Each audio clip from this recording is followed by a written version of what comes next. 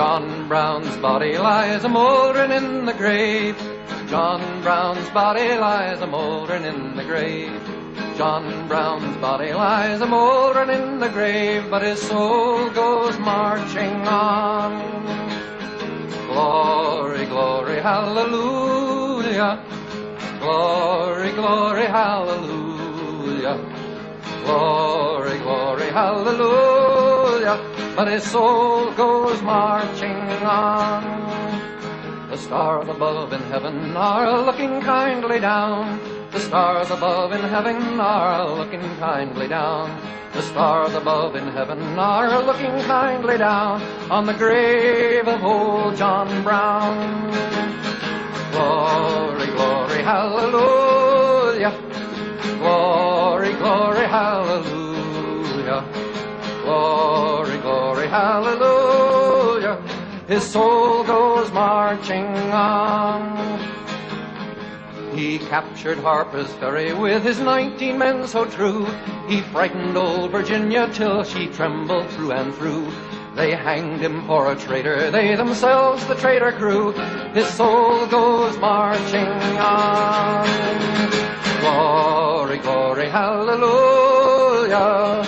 Glory, glory, hallelujah. Glory, glory, hallelujah. His soul goes marching on.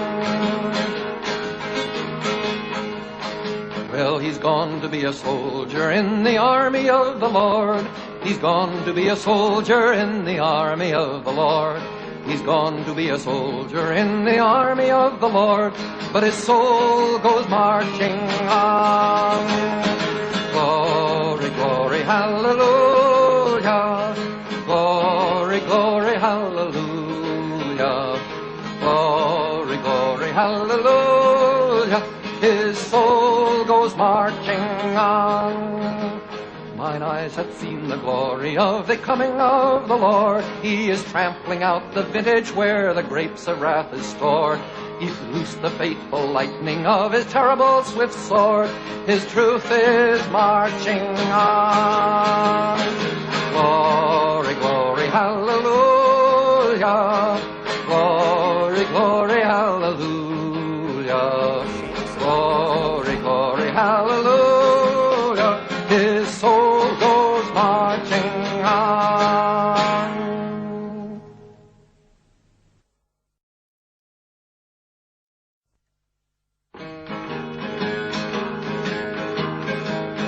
John Brown's body lies a-mouldering in the grave. John Brown's body lies a-mouldering in the grave.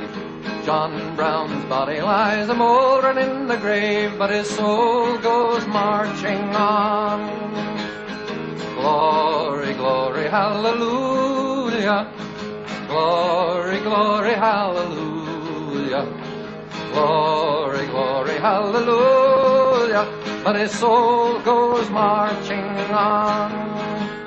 The stars above in heaven are looking kindly down. The stars above in heaven are looking kindly down. The stars above in heaven are looking kindly down on the grave of old John Brown. Glory, glory, hallelujah. Glory, glory, hallelujah. Glory, glory, hallelujah. His soul goes marching on. He captured Harper's Ferry with his 19 men so true. He frightened old Virginia till she trembled through and through. They hanged him for a traitor, they themselves the traitor crew. His soul goes marching on. Glory, glory, hallelujah. Glory, glory, hallelujah. Glory, glory, hallelujah. His soul goes marching on. Well, he's gone to be a soldier in the army of the Lord. He's gone to be a soldier in the army of the Lord. He's gone to be a soldier in the army of the Lord, but his soul goes marching on. Glory, glory, hallelujah. Glory, glory, hallelujah, his soul goes marching on. Mine eyes have seen the glory of the coming of the Lord. He is trampling out the vintage where the grapes of wrath is stored. He's loosed the fateful lightning of his terrible swift sword. His truth is marching on. Glory, glory, hallelujah. That's right. I stumbled across that song, John Brown's Body, and all I could think of is Aaron Bushnell and the sacrifice that he made in the ultimate form of protest. And it's hard not to get choked up over it when you think about it. This was not a man in mental anguish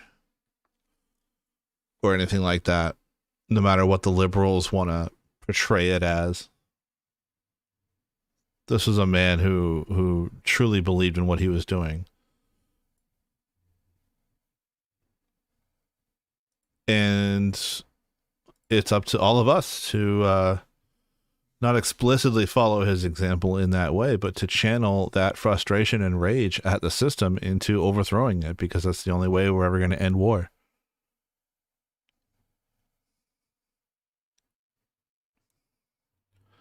And yeah, now his soul goes marching on.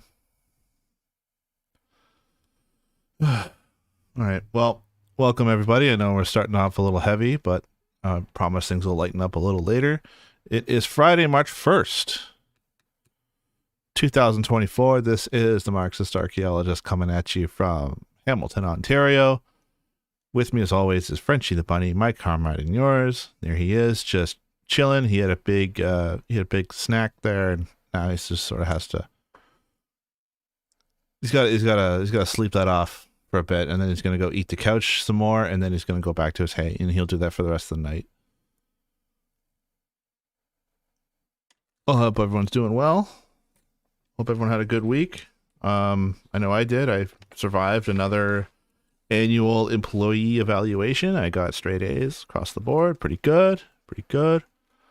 Considering how profoundly lazy and easily distracted and late I am all the time. I still am one of the most productive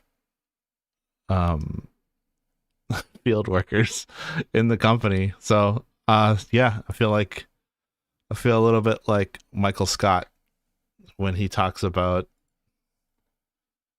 The Office and how his branch is the only one that somehow is profitable, and that goes into his book called Somehow I Manage. And that was my response.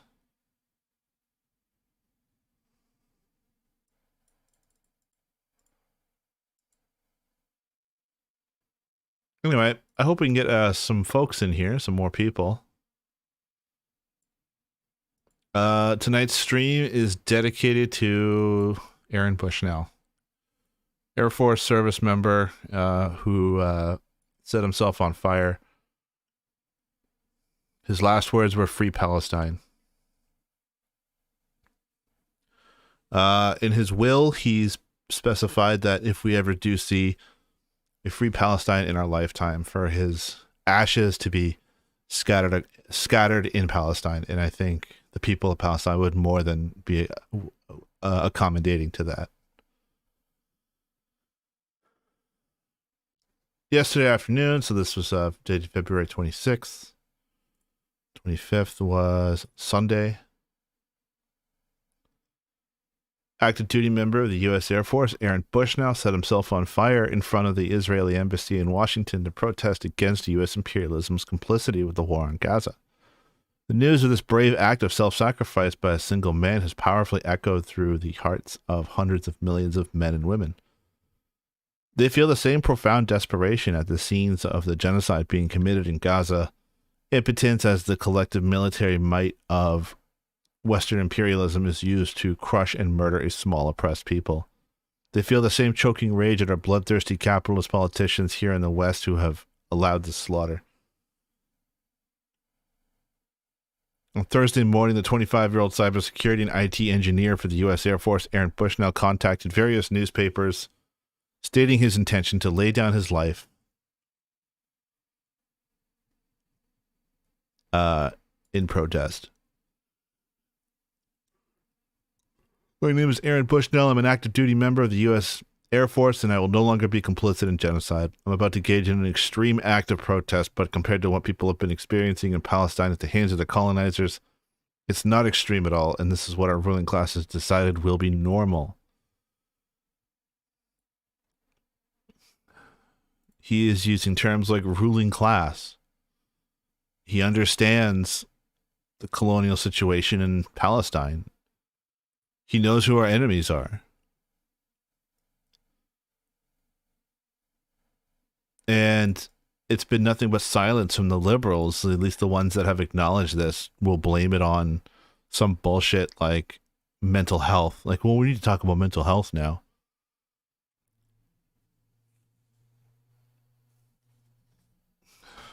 And again, nothing could be more insulting. Not just to people with mental health, but like to the entire situation. If you're okay with the murder of 15,000 children, I think you're the one with fucking mental health issues. It's astounding. Like that's, and he understood as a, you know, white man in uniform, his relatively privileged position in society. He did it in a way that he knew that the world couldn't ignore. If it was a minority woman, person of color, a gay person lighting themselves on fire over the genocide, over trans people, over the massive amounts of starving children in America going to school hungry every day, no one would have paid attention to it.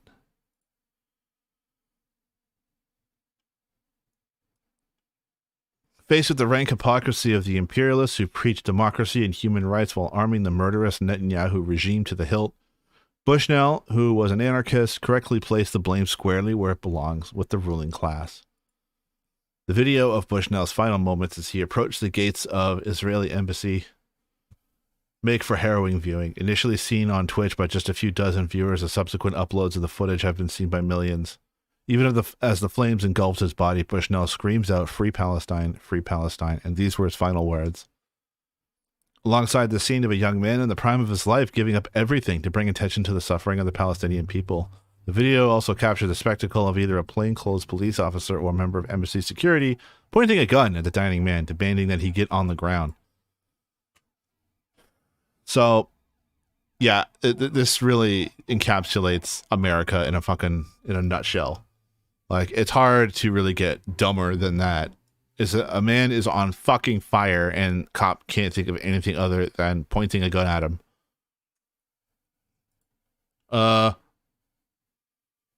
What do I do? Immediately, the authorities and the media have disgracefully sought to muddy the waters using the typical Orwellian newspeak, which has become so used since the war against Gaza broke out. ABC News referred to an apparent political protest, the scare quotes being entirely their own. Others noted that no Israeli embassy staff were harmed and that a bomb disposal team were called out to check a suspicious vehicle in the area in situations that suggest the safety of the embassy and its staff were somehow under threat. The Washington Met Police, meanwhile, released an incident report talking about a man in mental distress walking outside the embassy before Bushnell's self-immolation. The Secret Service reported it had received reports of someone experiencing possible medical and mental health emergency.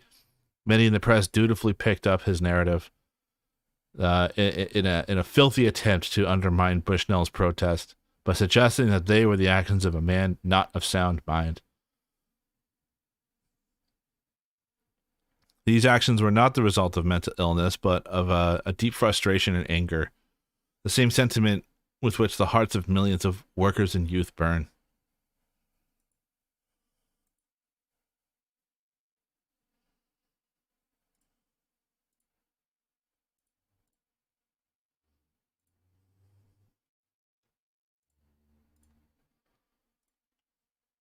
We are sick of the mass murder and of the lies coming from the capitalist media and politicians in the USA and everywhere, who attempt to blacken the reputations of those standing with Palestine while justifying Israel's slaughter.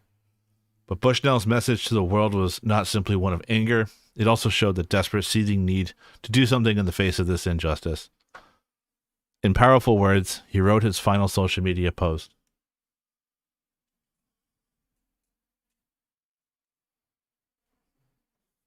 Many of us like to ask ourselves, what would I do if I were alive during slavery, or Jim Crow South, or the apartheid? What would I do if my entire country was committing genocide? The answer is you're doing it, and you're doing it right now. Yeah, I completely agree.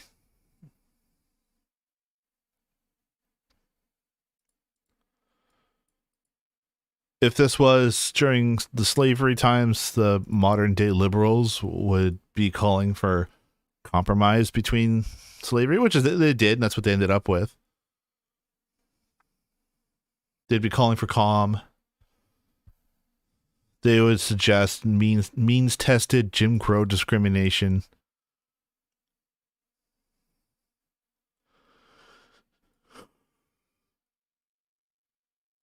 The hell? Where'd all my viewers go?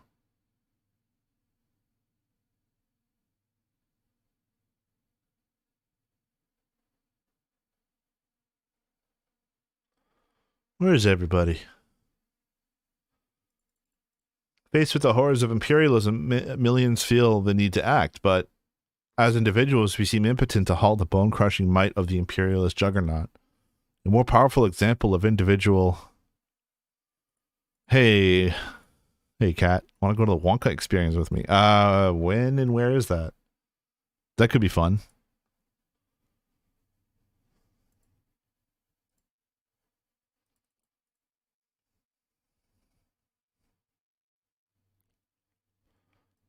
Have you not heard? No, I have not heard. What the fuck is the Wonka experience? All right, we'll get through. This is a fairly serious. This is a very serious article. We'll get through this and we'll figure out what the fuck is going on. A more powerful example of individual protests than that of Aaron Bushnell, who will be forever remembered, cannot be imagined. What is needed now is an organized expression to collect all of this rage into a powerful, invincible force. A revolutionary party that can challenge and overthrow this rotten capitalist system, and the whole gang of imperialist war criminals from Biden to Sunak to Macron, Schultz, Trudeau, the lot of them. The impact of Bushnell's death is shown in the immense outpouring of sympathy and support on his social media. Messages of solidarity from thousands of commenters revealed how deeply his actions had been felt. I've felt how you feel, and no one seems to be listening or caring enough to stop this genocide. Shame on you, Joe Biden. Shame on you, Blinken, you murderers. The ignition of your good body will be the beginning of a volcanic revolution to stop injustice and support the oppressed. This is the mood among millions, and Bushnell's screams of Free Palestine will echo long after his death. What is needed is precisely as the above comment points out, a volcanic revolution. Channeling the righteous anger of the millions who oppose the ceaseless operation engendered by capitalism and imperialism at home and abroad. Bushnell's protest is the most recent in a long history of self-immolations against imperialist war and oppression. Similar protests were famously carried out during the Vietnam War, both by U.S. and Vietnamese protesters. More recently, the self-immolation of Tunisian street vendor Mohamed Bouzizi in 2010 against the grinding poverty and humiliation like he and like millions of others suffered at the hands of the regime, acted as the last straw for the revolutionary movement that erupted in Tunisia, ushering in the Arab Spring and the downfall of dictators. Today, the destruction of Gaza is radicalizing millions of people in the Middle East. Regimes throughout the region hang by a thread. The possibility of a new Arab Spring is in the air, terrifying the imperialists. Similar revolutionary developments are on the order of the day all over the world. The question of Gaza has become a key factor in the radicalization of hundreds of millions. The same mood is building everywhere. What is needed is organization and a clear revolutionary program. Only this can turn rage into despair and revolutionary hope in a force that will change society. Free Palestine. Intifada until victory. Revolution until victory.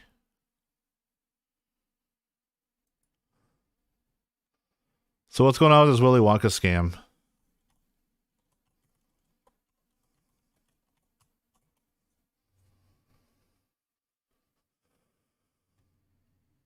Oh, is this the AI generated one?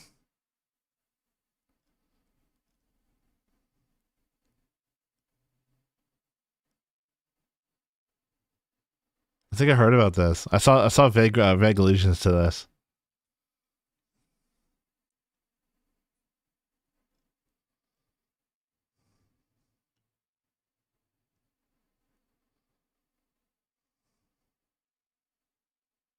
This is pretty funny.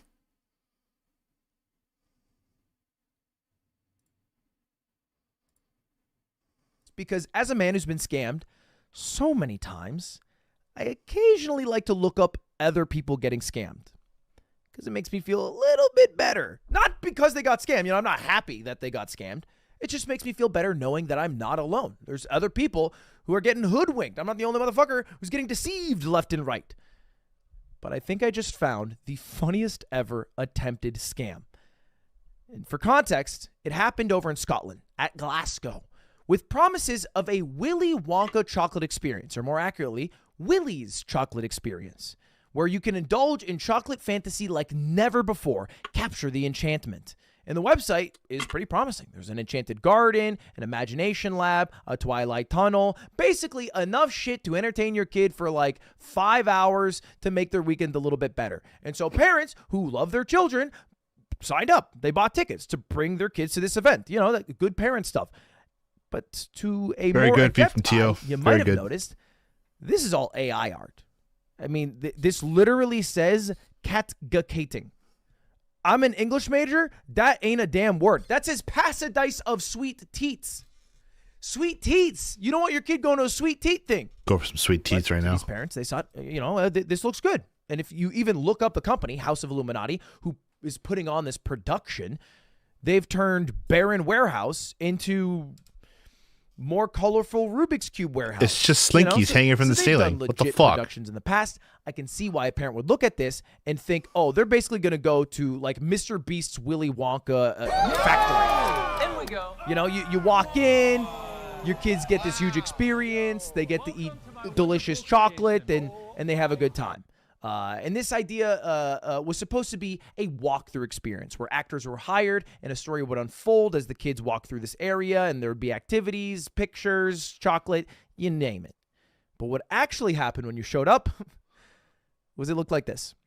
These are real pictures. Dude, this picture's fucking crazy. These are real pictures from the event. It was just a warehouse with, like 30% of the work put into making it look like a chocolate factory. Oh my God. This Oompa Loompa doesn't look like they're having the best day. How mad would you be? And this was reported everywhere. But for context, a ticket $44. was £35 or $44 per person.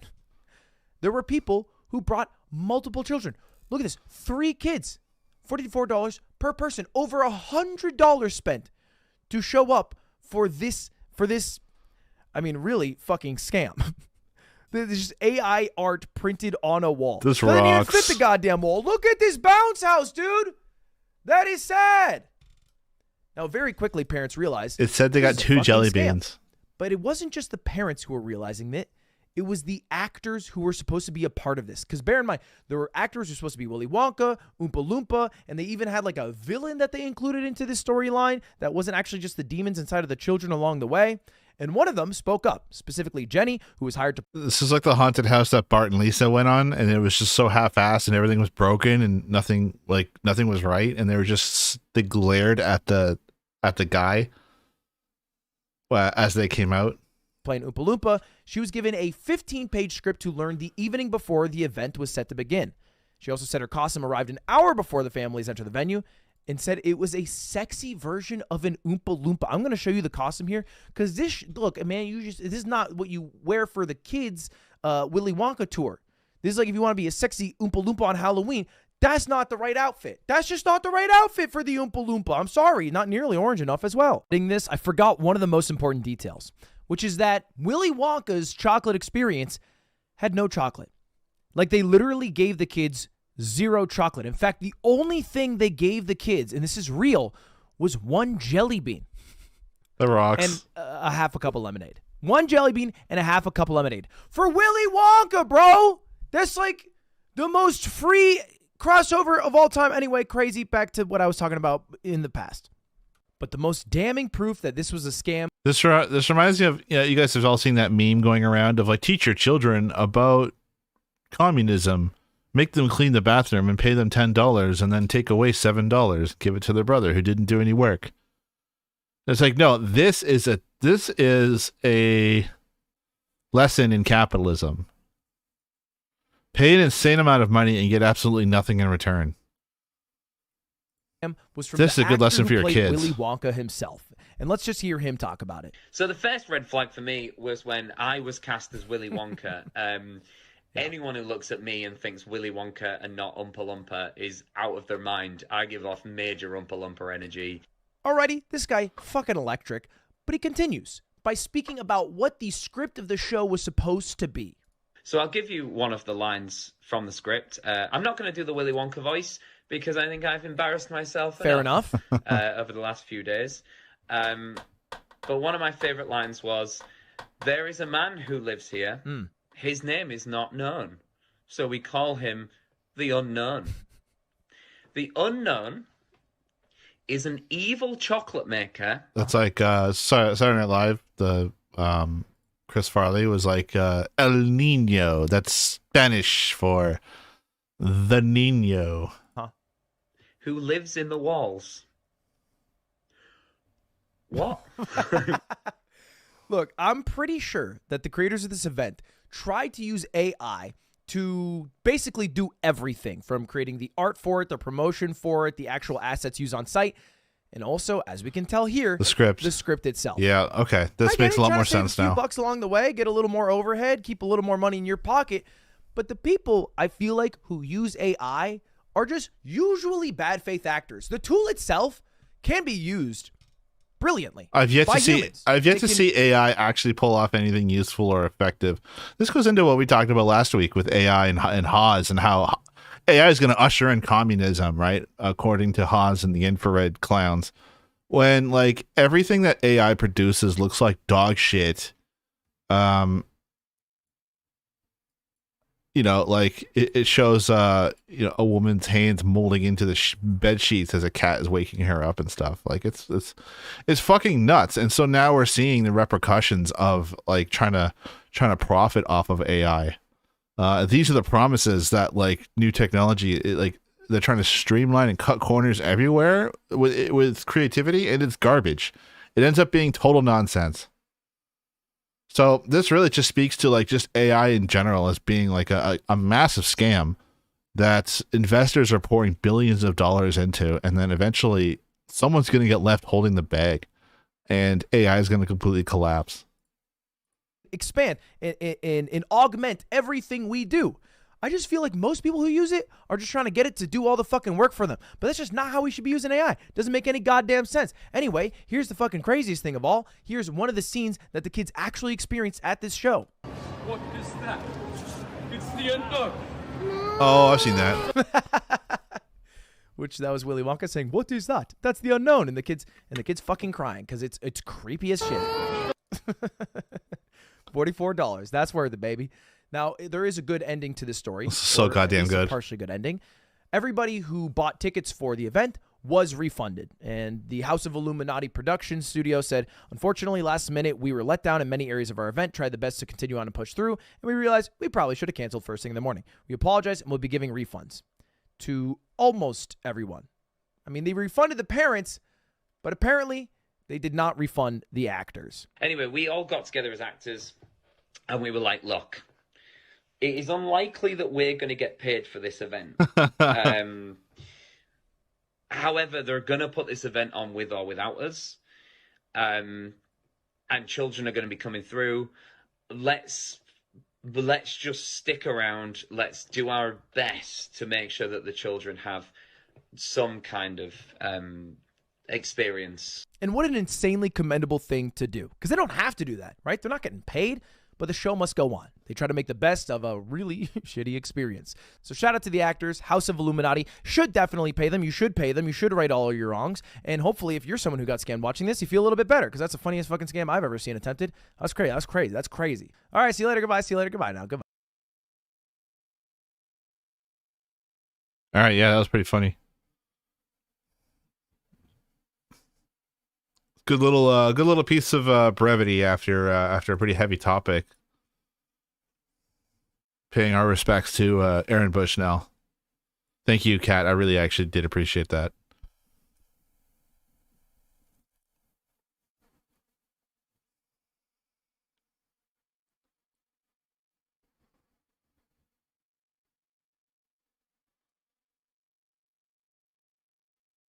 I mean, like, I can't think of a better lesson of capitalism for your kids.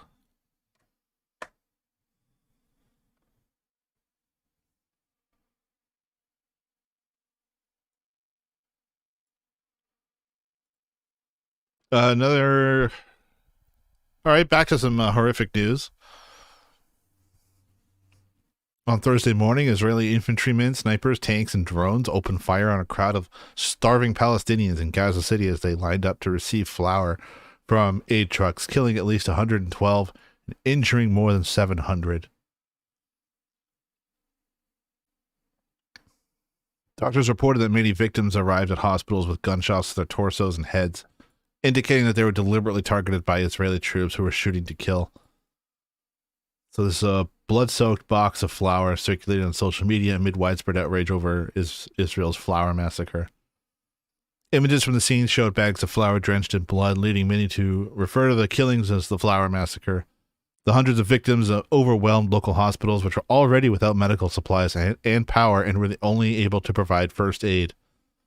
This was a deliberate and premeditated massacre by the fascistic Netanyahu regime as part of a systematic campaign to kill as many Gazans as possible and drive the rest from their homeland. Thursday's massacre was just a foretaste of what Israel has in store as it prepares its full-scale assault on Rafah, where over 1 million people are seeking shelter after being displaced from northern Gaza. While Israeli troops pulled the trigger, they were using bullets and tank rounds paid for and supplied by the United States. Socialist Equity Party presidential candidate Joseph Kishore stated in response to the massacre, "It's not only Netanyahu and his fascistic ministers who are responsible, but the Biden administration, which has fully backed Israel as part of the militaristic and imperialist agenda of the American ruling class."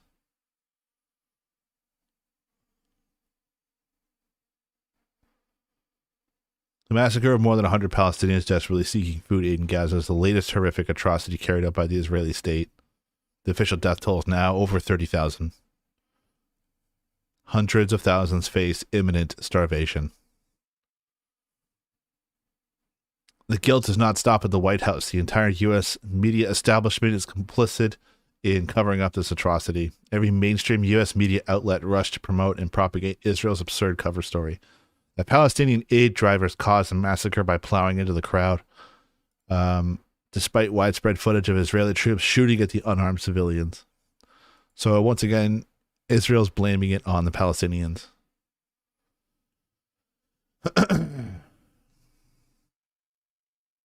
Every U.S. media account equated the plain and obvious truth that Israeli troops massacred a crowd of hungry people with an equally plain and obvious lie. The troops had nothing to do with the death toll, claiming that these represented conflicting accounts. Chaotic aid delivery turns deadly, read a headline in the Washington Post. USA Today headlined its account, 112 in Gaza, killed in Gaza, food aid cartage. Israel blames trampling truck drivers. Biden, responding to the murders, offered the usual banalities about a tragic and alarming incident and called for expanding the flow of humanitarian assistance into Gaza. These platitudes are meant to cover up the actual U.S. policy of unconditional support for the Netanyahu regime, no matter what it does.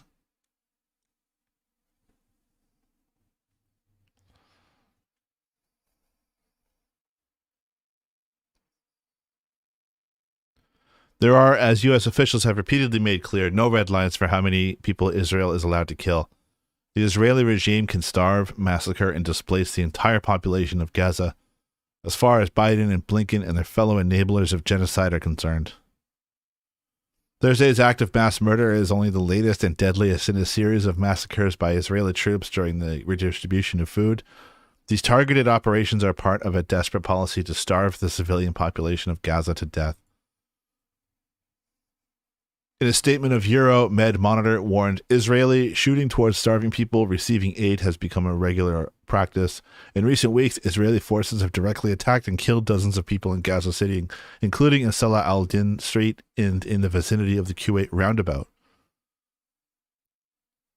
Israel's genocidal policy is having its intended effect. In a statement to CNN, Melanie Ward, CEO of Medical Aid to Palestine, said that as a result of Israel's systematic blockade of food supplies, this is the fastest decline in a population's nutrition status ever recorded. That means children are being starved at the fastest rate the world has ever seen. On Thursday, the official death toll of the Gaza genocide reached 30,000, according to the region's health ministry. With a further 7,000 missing, the real death toll is likely closer to 37,000. The combined number of dead, missing, and wounded exceeds 100,000, making up 4% of the population of Gaza, effectively marking one of the most rapid depopulation events in modern history. Life is draining out of Gaza at a terrifying speed, wrote Martin Griffiths, UN Undersecretary General for Humanitarian Affairs. Millions of people all over the world are shocked and horrified by Thursday's massacre, which is the culmination of nearly 5 months of bombings, mass executions, starvation, and mass displacement by Israel.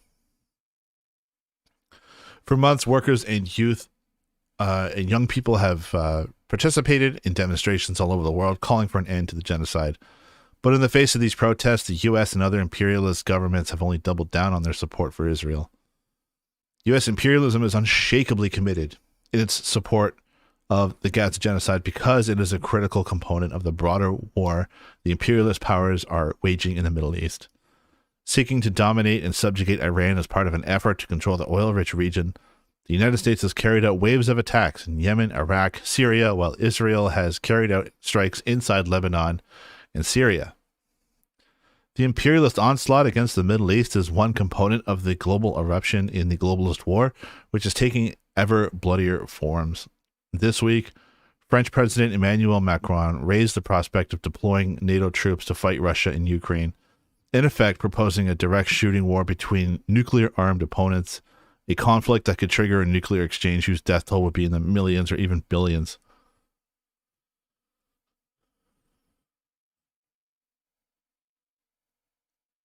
The fight against Gaza genocide must be waged as a struggle against the imperialist governments that are enabling it and dragging the world into the inferno of world war.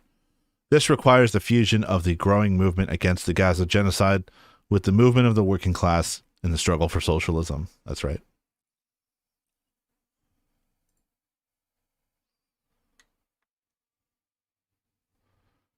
Now, you guys want to really see something stupid.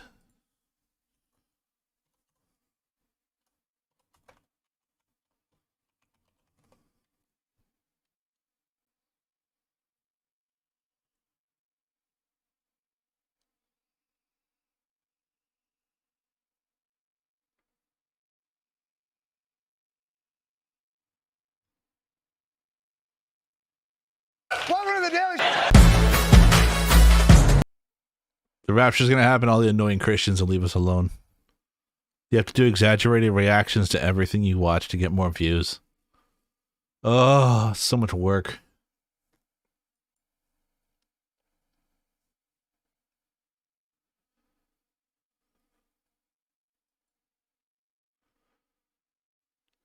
With all the main leaders of the imperialist powers from Biden to Schultz, Macron and many others have been shedding crocodile tears about the excessive civilian death toll in Gaza. Oh, speaking of crocodile tears, has that debate between Norman Finkelstein and Destiny happened yet? Fuck, man. What the fuck are we doing? That's a priority.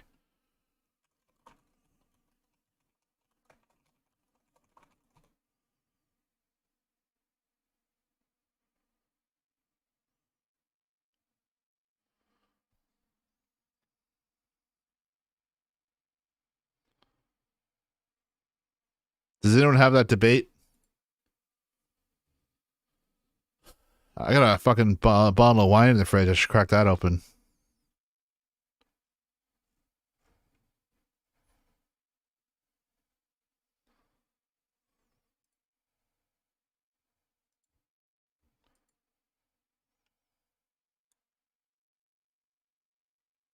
There's not a lot of going on. Did it get canceled? Coleman Hughes, he writes a Substack on, well, here are all of the metrics to measure Gaza, and it doesn't seem like it's a concentration camp or anything like that. Norm's response was, it was an unreal response. I just couldn't believe this when I watched this. Oh, that's sneaky too. Hold on, I'm sorry. Let me listen to this quote. You are just doing something clearly slimy here. Why would we ever go to I don't understand. Why would we go to the dictionary for a definition on genocide? Genocide is international law term, and he's not going to engage with a single factual analysis of leveraging the term concentration camp? By the way, he's not even giving us the context for these quotes, of which when I look up all three of them, she explicitly says that the Gaza Strip is a concentration camp, but it's... Man. Posting this in the same day as the Finkelstein debate is shameless. So this is just clickbait.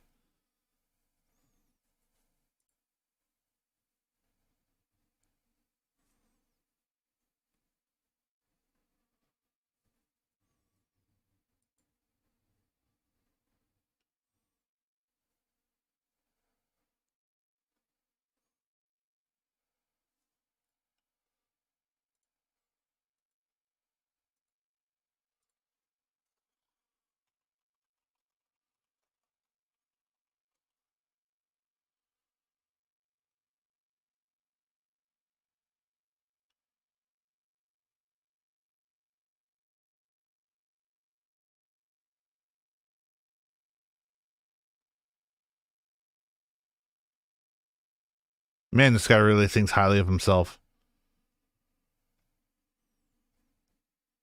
So where's the debate, guys?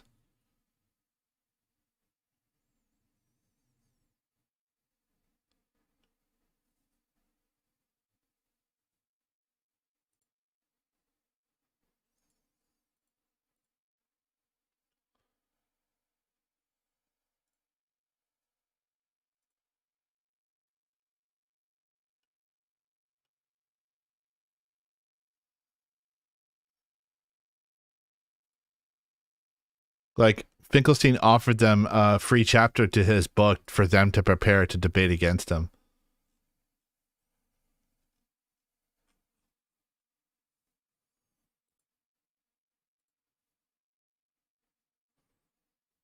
Finkelstein tomorrow. Lex Fridman's YouTube channel.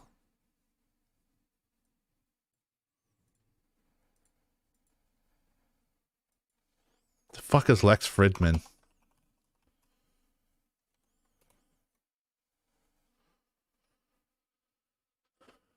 Oh, here's a white guy.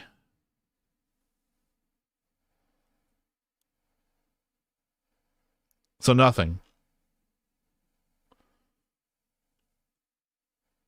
So that was a lot of... Okay, well, if... This is fucking stupid.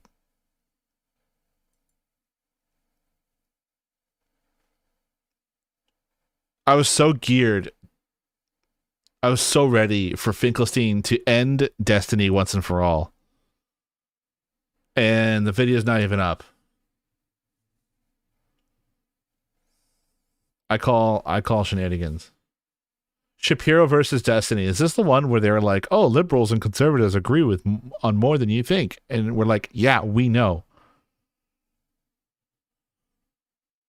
Somehow the most unserious and serious chap in the manosphere. Ugh.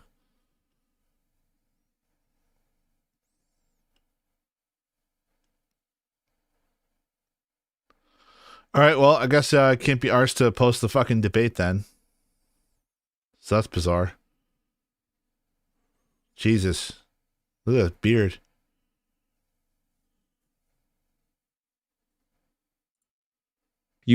That's a beard you can set your watch to.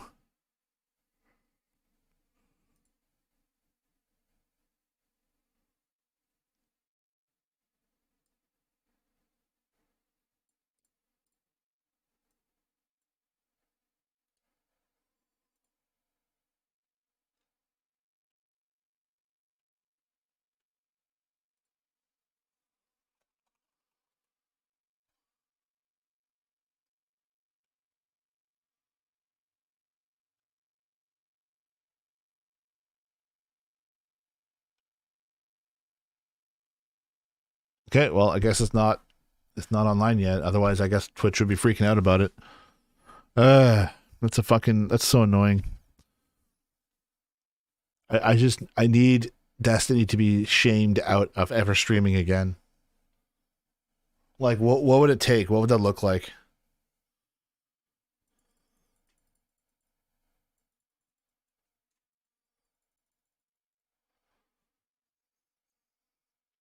Sorry, where were we? Yeah, that's right. Crocodile Tears reminded me of Finkelstein. And by that I mean the Crocodile Tears, he was accusing the people questioning him.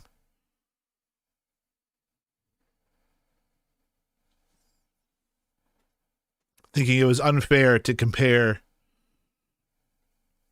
what Israel's doing to Nazis. And he's like, nah, fuck them. That's one of the greatest clips of all time. I love that clip. I'll probably play that again, just to kind of get myself woken up a little bit. Politicians crying excessive crocodile tears about the civilian death toll in Gaza. In practice, they have been collaborating with the Israeli government, not only with military aid, but also with strangling the Palestinian people economically and socially. They have helped create the material conditions upon which no feasible Palestinian administration is possible. They are openly collaborating with Netanyahu as he and his far-right Zionist friends attempt to destroy what little is left of the Palestinian territory. Beyond the genocidal military campaign in Gaza and the constant expansion of the settlements in the West Bank, there is another war going on with the economic front. It has included cutting funding to UN aid agencies, withholding tax revenues to the Palestinian Authority, denying Palestinian workers the jobs they had in Israel before the 7th of October. Let us remind ourselves the actual social and economic conditions in both Gaza and the West Bank before the October 7th attack. Net unemployment in the Palestinian territories, Gaza and the West Bank already stood at around 25%, although the situation in Gaza was much worse.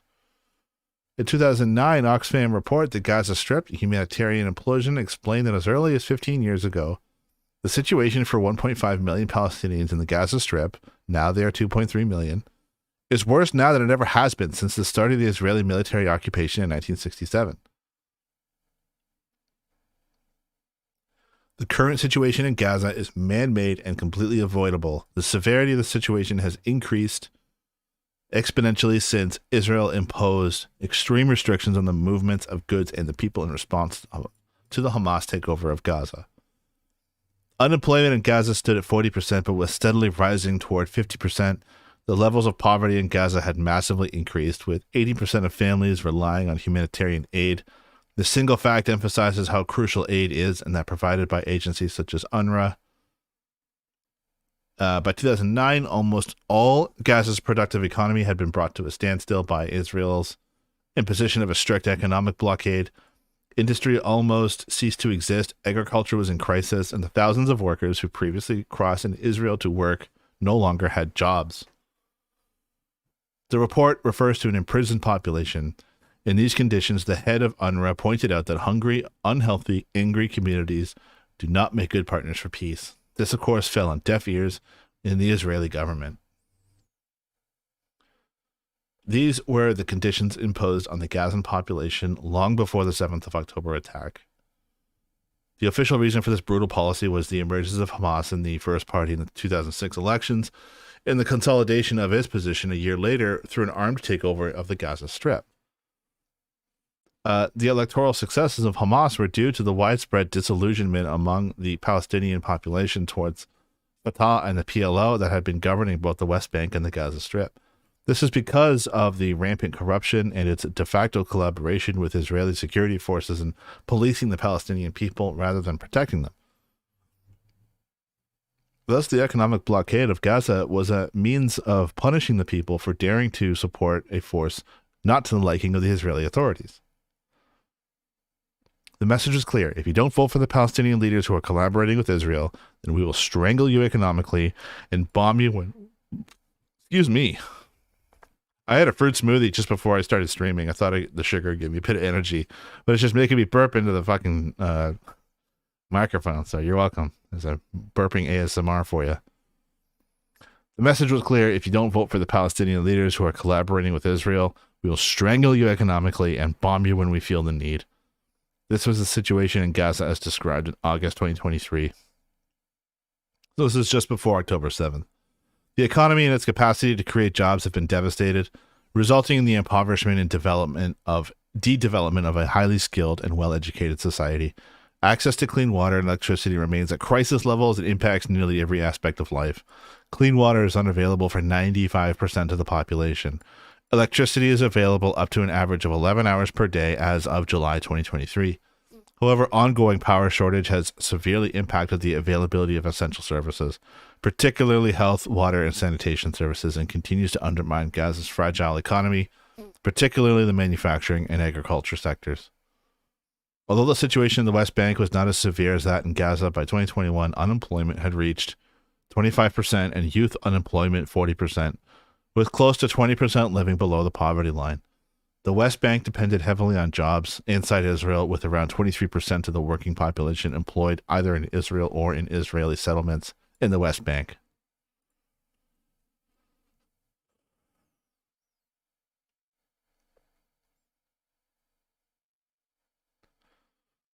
Now the process of strangulation is being taken to new heights. The delivery of aid to Gaza is being made ever more difficult, if not impossible, to carry out, by Israel limiting the number of trucks allowed in and refusing to guarantee safe passage for aid deliveries.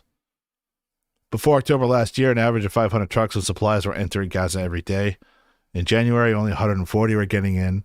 Now the number is down to around 60. In a situation where all reserves have been depleted, starvation has become rampant, especially in the north. People are drinking dirty water and eating whatever they can get their hands on, including animal feed.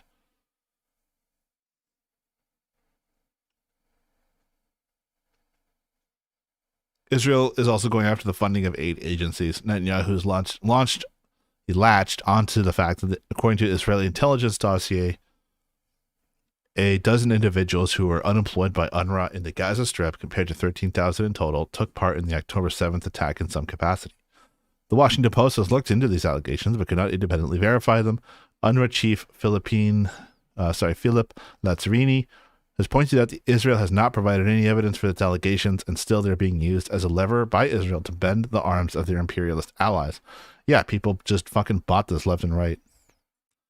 Unrelated, but daylight savings time next week. So what, do we lose an hour? Spring forward? Yeah, we lose an hour, don't we? Fuck. Oh.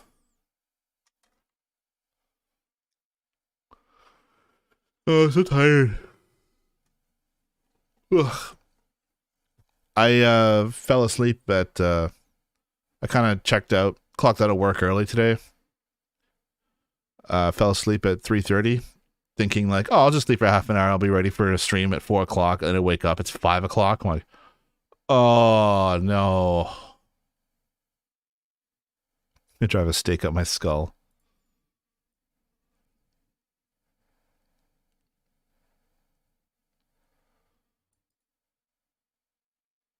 Anyway, yeah, no evidence that there were participants in UNRWA, and this is all to distract the next massacre that Israel carries out. And then, our ruling class, our politicians, and our mass media just fucking eats it up. It takes a lot to question the narrative coming out of Israel. Been sick with a cold all week. That sucks, bro. Rest up. Take a shot of NyQuil and just sleep it off.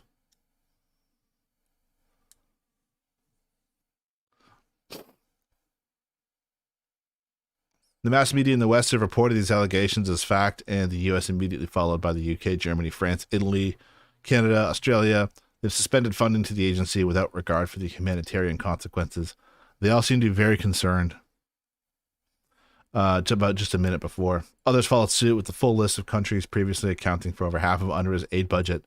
This is despite the fact that, with the allegations were presented in the United Nations, the individuals listed, some of whom are now dead, were quickly dismissed, and an investigation was launched.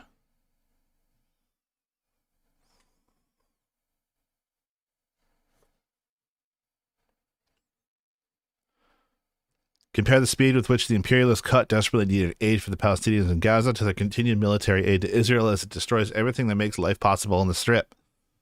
Biden is pushing through a bill for more aid to Israel, and most of it for military purposes and only a small fraction for humanitarian aid, with a specific proviso that none should go to UNRWA. The contrast is glaring. Do you not have your YouTube chat set up? Thought I did. Yeah, there it is.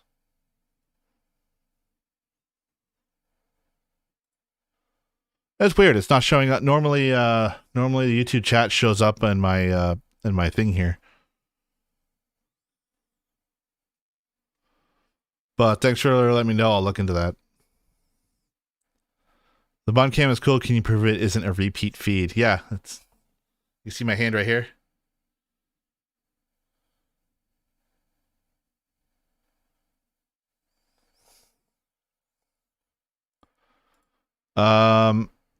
Yeah, so the Twitch chat, the YouTube chat was showing up on YouTube, but normally I see the YouTube chat here on Streamlabs, which is weird. So my apologies for that, for ignoring that. Normally people don't watch on Twitch, or sorry, on YouTube. This is Frenchie, the bunny. He is a rescue. He was slated to be euthanized. We got him from Quebec. He drove. Someone rescued him and drove all the way to Ontario, and we picked him up. We were supposed to be an emergency foster, and that was like 2 years ago. The emergency foster didn't work out because we ended up adopting him because he's such a lovely little guy. He is very affectionate. He licks your jeans constantly. Like if you sit on the couch. Well, let's fix that chat box there. If you sit on the couch, he'll sit with you and he will lick your jeans.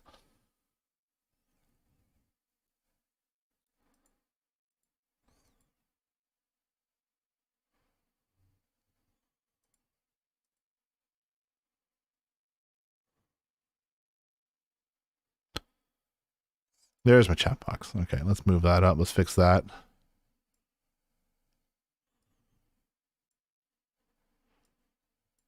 There we go. Yeah, he's got a silly little face. He's a little sweetheart. Anyway, yeah, I've got my phone set up on a tripod here. Just like that, see? And yeah, he just sort of...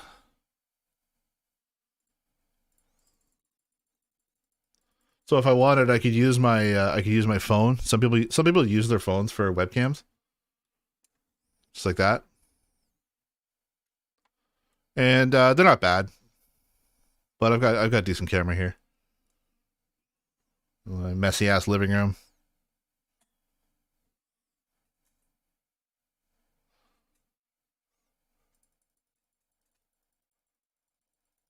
But yeah.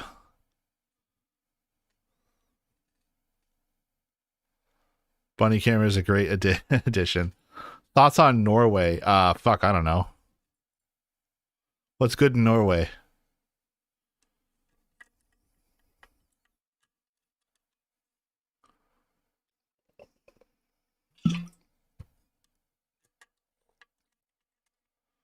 I'm sure it's a decently nice social democracy, but it's certainly not a socialist country.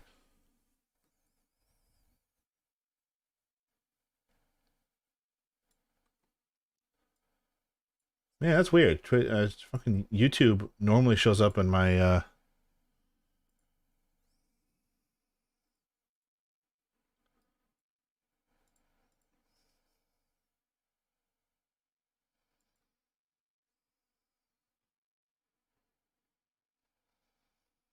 population is extremely scarce, but at least Scandinavia does a decent sock dem, probably heavily biased since I live here, but looking out from within makes most other nations look insane to live in.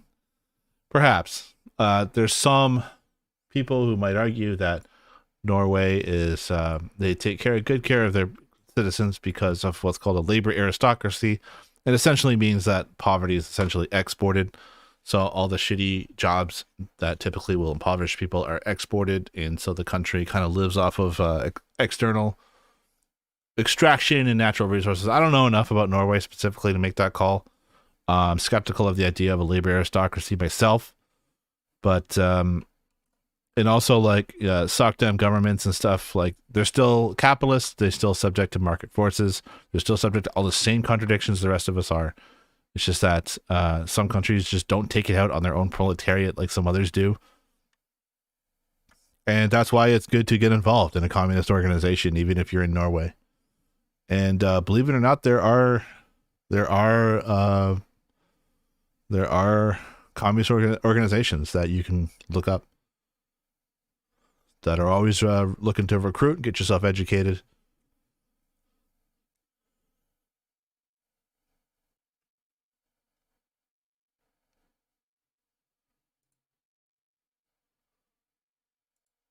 Anyway, my apologies again for not paying attention to the YouTube chat. Anyway, where were we?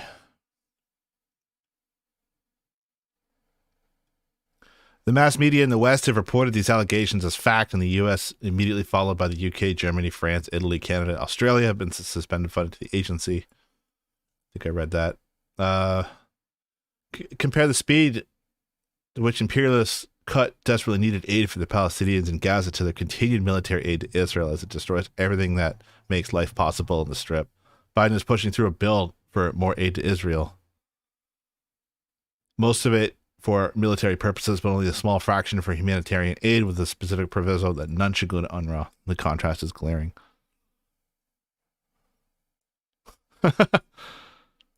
Weird how Norway got a lot of social democratic reforms in the aftermath of the Russian Revolution, like many European states. Surely a pure coincidence, yeah.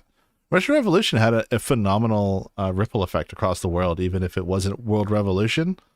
It's sort of the same effect as like when you unionize your workplace. All of a sudden, the non-union workshops, they start bumping up their pay and benefits a little bit to prevent you from unionizing. You should still unionize because all that shit is temporary.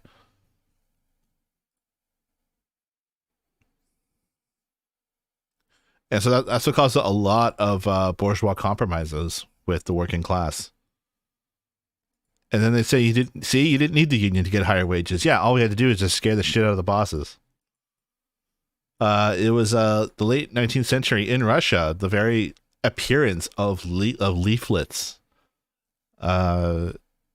talking about revolution and workers' rights and striking. Just the mere appearance of leaflets caused a lot of bosses and factories to give concessions to the workers right away. Just please, whatever, God, whatever you do not strike.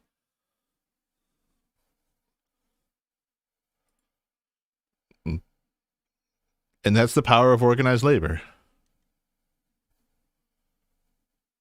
And that's why they work so hard to stifle communism, to lie about communism, to lie about unions and workers organizing for the last 150 years. And then they'll invade and bomb and sanction and coup and embargo and blockade every country that dares to govern themselves. For the crime of trying to control their own resources. And when the states collapse, that's when they go, see, communism doesn't work.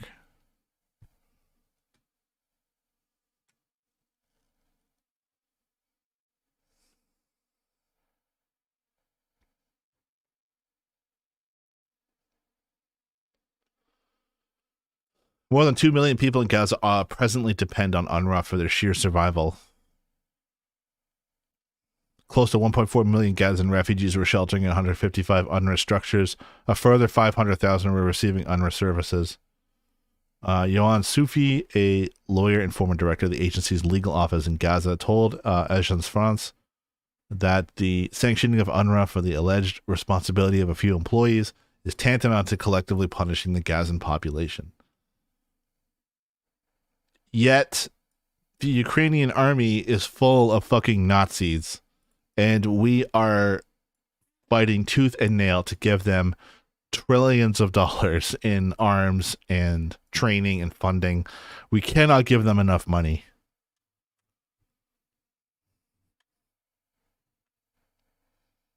But just on the whim of Israel clearly and blatantly lying about the fact that there was some, there might be some UNRWA employees who are members of Hamas. You know what? I'd be surprised if more members aren't members of Hamas for daring to defend themselves. What kind of question is that? Do you love Israel? Yes, I love Israel. What a ridiculous question.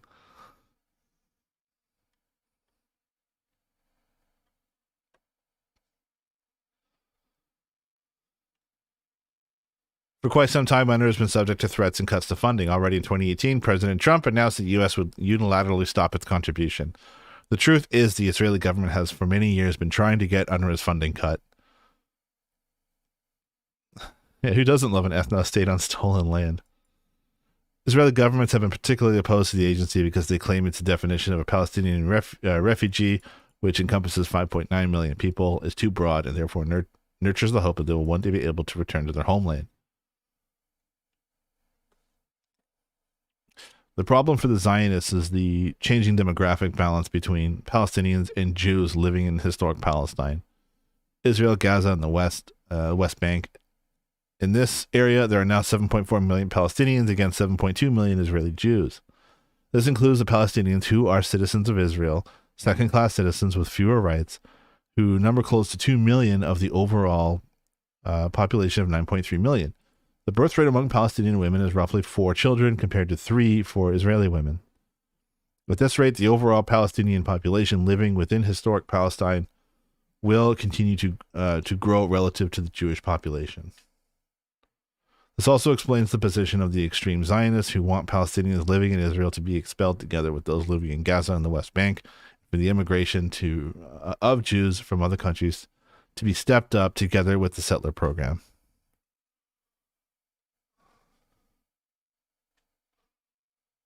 Where'd he go?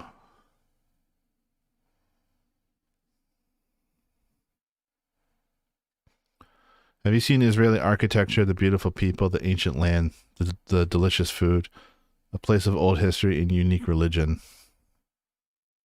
Okay, I will say most of that is paid for by U.S. tax dollars. Beautiful people, most of them are European. Ancient land does not belong to them. The delicious food, which is appropriated and stolen. Beautiful women, children, and hardworking, humble people. Remember talking to a very nice group, Israel here. They invited me, fed me wine and bread. Why would you hate those people? Normal people striving their life. Right. So why don't Palestinian people also deserve those rights?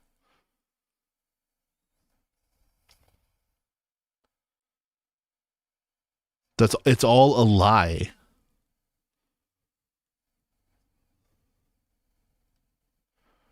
You know, we saw the videos of Israeli citizens turning on their tap water and flicking their light switches to tease Palestinian people living in Gaza that they don't have running water or electricity. And that shows that these things are perfectly possible in Israel. And then Israel chooses not to allow water and electricity to flow into Gaza because Israel controls the land, the sea, the borders, and the airspace. In fact, they destroyed Gaza's only airport in 2006. And so Gaza is essentially walled off, and they're allowed a minuscule amount of aid. So for what purpose? Ask yourself that.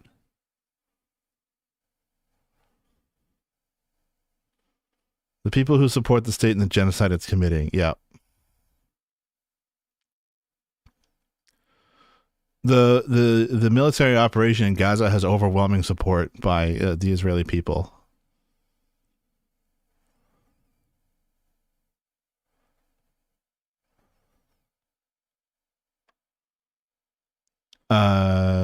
We all know that Israeli people exist and have an identity.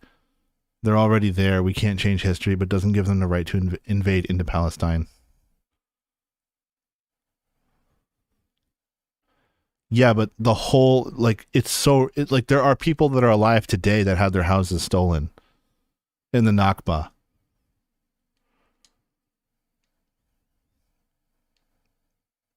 It's not like this is ancient history, you know? And you talk to Palestinians, and when we say free Palestine and they talk about a free Palestine, we're talking about the complete erasure of all sections and borders and barbed wire, and it's just it's one democratic state. Most Palestinians don't have a right to vote in Israeli elections. They can't even choose who rules over them. And you expect these people to be passive about it? You supporting Palestine whole takeover? I'm not talking about a Palestine whole takeover. I'm talking about restoring it to its original state prior to 1948, which is a full, free, democratic Palestine that everyone has the right to run for parliament, be represented, the right to clean water, to food, to housing, to education. There are certain people within Israel who do not have those rights. Two different people, two identities. What makes you think they can't get along? If they can't get along, whose fault is that?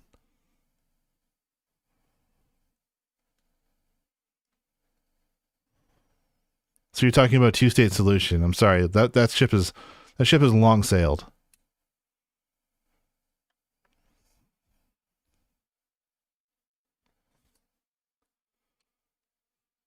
You can always build more houses where the Israelis can move to, then they give back the stolen houses. It's not that hard. We just shouldn't leave it to the free market. If we get into the merit of who owned the land historically, and we are in serious trouble, whole planet are a result of takeover invasion. Yeah, I don't care. I don't care. We know whose land this is in Palestine, and it belongs to the Palestinians. And I believe they have the democratic right to decide how it's used. And like I said, like even before 1948, there were plenty of Muslims, Jews, Christians living perfectly fine together. And it wasn't until 1948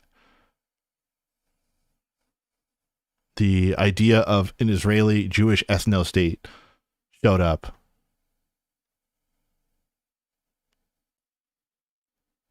And just forcibly removed Palestinians off their land and forced them into a gigantic concentration camp. That's a racist view. I'm sorry, brother. That's not. No, me wanting free democratic rights for all, regardless of skin color, is not a racist view.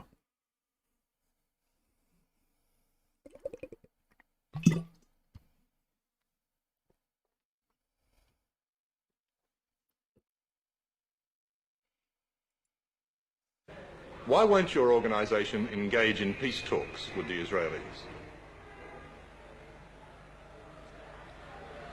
You don't mean exactly peace talks, you mean capitulation, surrendering. Why not just talk? Talk to whom? Talk to the Israeli leaders. That's kind of conversation between the sword and the neck. That's not what I said, macho. You know that's not what I said. I've never said that. I want a democratic state of equal rights across the board. Why is this so hard to understand?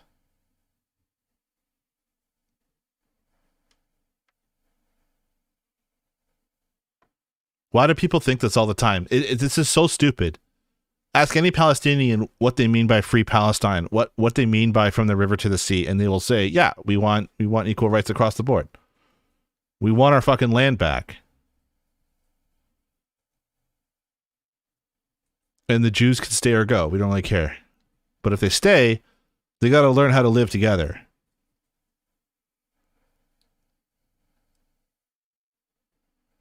Right? Talk to any Palestinian. They'll tell you that.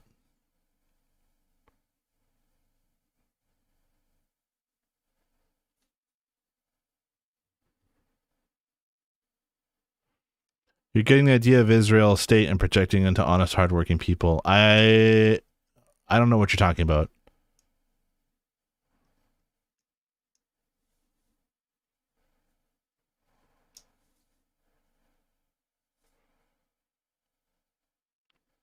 What is it? What is it that I'm projecting? Well, you don't care. How about Jews? Okay, how about Jews?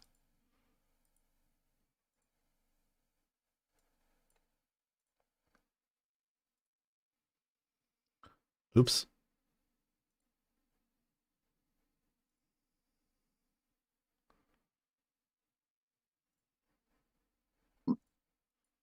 I interviewed a rabbi. Does that help? Would you care? It's on my YouTube channel.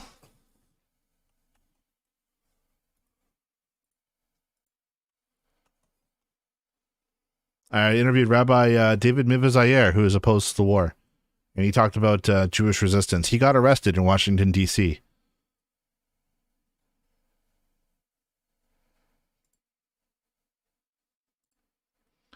And this is back in October. So David Mivazayer joins us to discuss his direct action in Washington, D.C., in which he and hundreds of Jews and rabbis were arrested for their opposition to the U.S. support for Israel's genocidal action toward the Gazan Palestinian people. The state of Israel does not speak for all Jews, and indeed there is a growing number of anti-Zionist Jews voicing their opinion to Israel and its policies. We say no to anti-Semitism, no to Islamophobia, no to the genocidal policies of the settler colonial state of Israel. For a free Palestine in which all inhabitants are free to travel, have access to clean water, food, medicine, electricity, suffrage, cultural practice, for equal rights across the divide, end the occupation from the river to the sea, Palestine will be free. All right? That's my position, and I can't make it any more clear than that, and I don't know why you're arguing.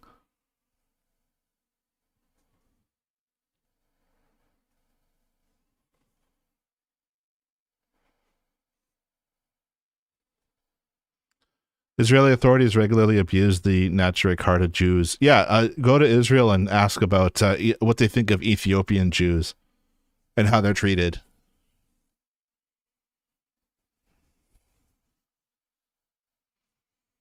You're doing the same thing. People in America and North Korea, they are bad government and puts the people in the same package. No, I'm not doing that. I'm talking about the Israeli state that needs to be abolished.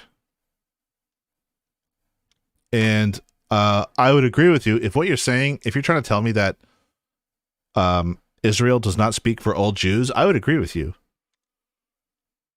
And I would wager that there's probably more Jews outside of Israel that are also opposed, that are minimally in favor of a ceasefire. You mean? Well, if there were no swords and no guns in the room, you could still talk. No, I had never seen any talk between a colonialist case and a national liberation movement. But despite this, why not talk? Talk about what? Talk about the possibility of not fighting. Not fighting for what? Not fighting at all, no matter what for. Yeah, people usually fight for something and they stop fighting for something. So you can't tell me even why should we speak about what? Well, stop fighting. For what? Or talk about stop fighting why? Talk to stop fighting, to stop the death and the misery, the destruction, the pain. The misery and the destruction and the pain and the death of whom? Of Palestinians, of Israelis, of Arabs. Of the Palestinian people who are uprooted, thrown in the camps, living in starvation, killed for 20 years, and forbidden to use even the name Palestinians. They're better that way than dead, though. Maybe to you, but to us, it's not. To us, to liberate our country, to have dignity, to have respect, to have our mere human rights, is something as essential as life itself.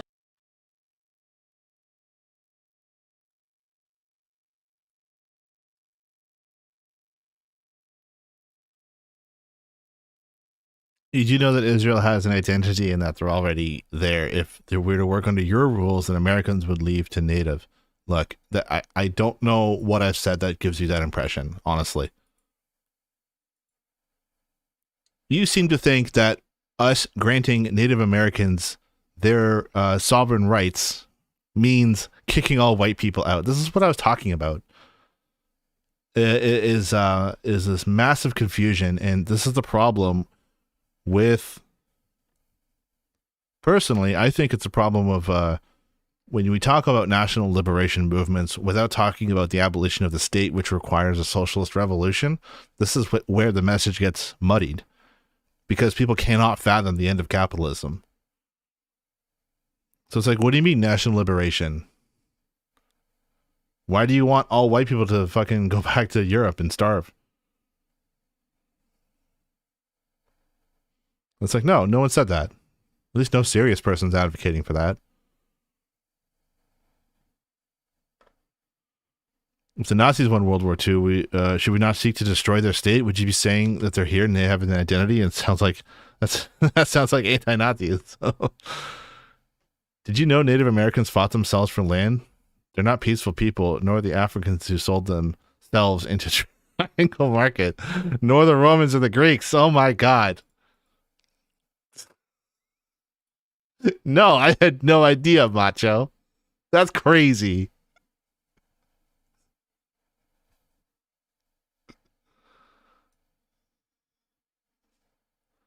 I'm just learning this. You're just telling me this for the first time.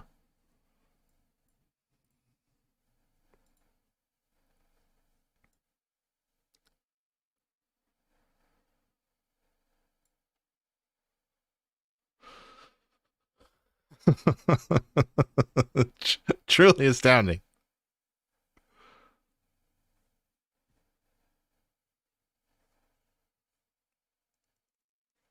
Right. So what do you think civil rights is about then? When we talk about civil rights for black people in America, what do you think we're talking about?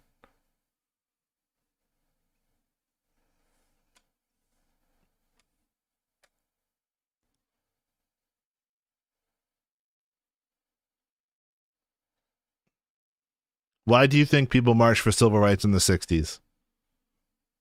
And the Black Power movement emerged.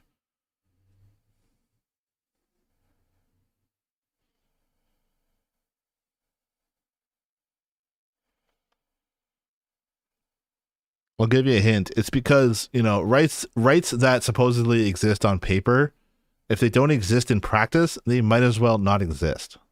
All right?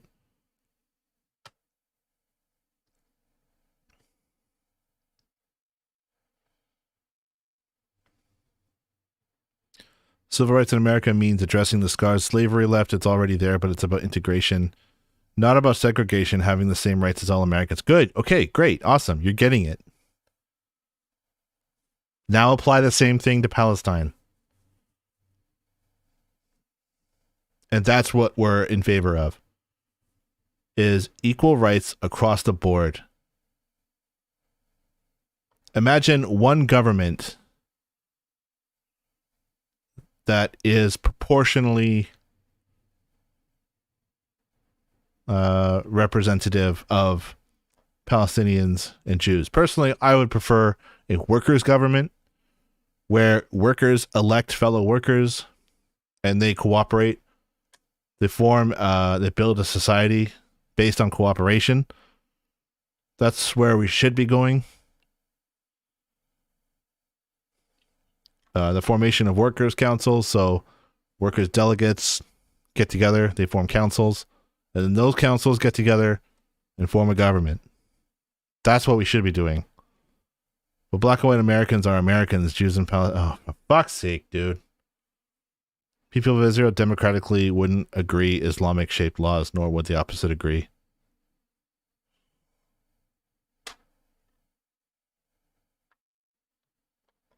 Well, I think democracy involves compromises.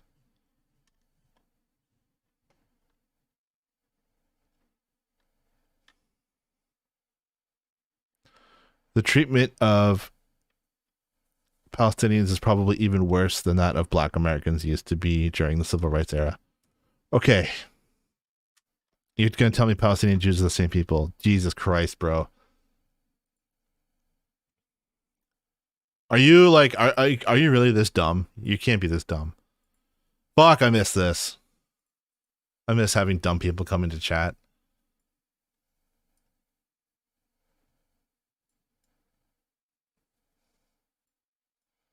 No, I'm not saying they're the same. But do you really think if Palestinians had access to all of the same luxuries that Israel's have now, hospitals, healthcare, jobs, economic security, water, food, medicine, healthcare, clean streets, if Palestinians had all of that stuff and they are denied it, they're not allowed to have it by policy, do you really think they would turn to militant and violent means? Yeah. Thank you, Cat Spotter, for saying what I was trying to say. Well, I shouldn't have radicalized Palestinians by stripping their rights away.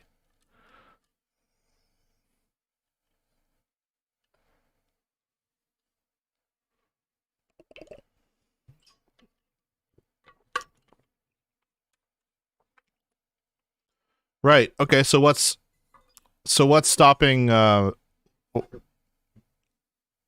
why can't Israelis let Palestinians live their lives then? Why do Palestinians have to be corralled into a small concentration camp?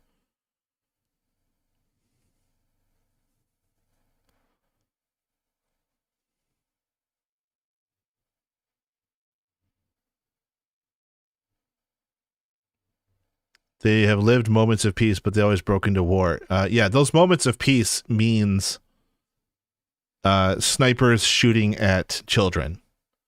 You know, prior to October 7th, 2023 was the deadliest year for Palestinians. And I believe it was in the West Bank. 230 Palestinians are shot by the IDF in 2023. And that's the West Bank, where Hamas does not exist. Where neighborhood after neighborhood is slowly cut off.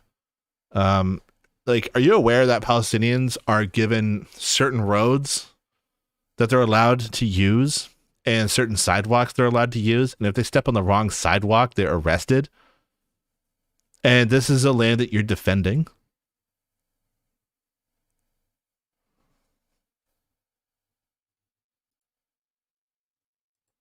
You have to have a special pass to get from one neighborhood to another.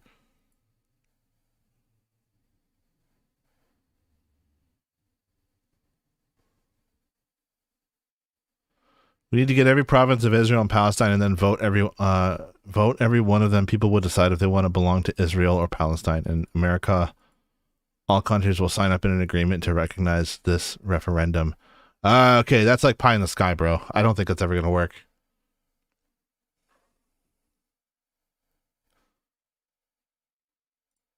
Do you know what the borders of Israel look like right now?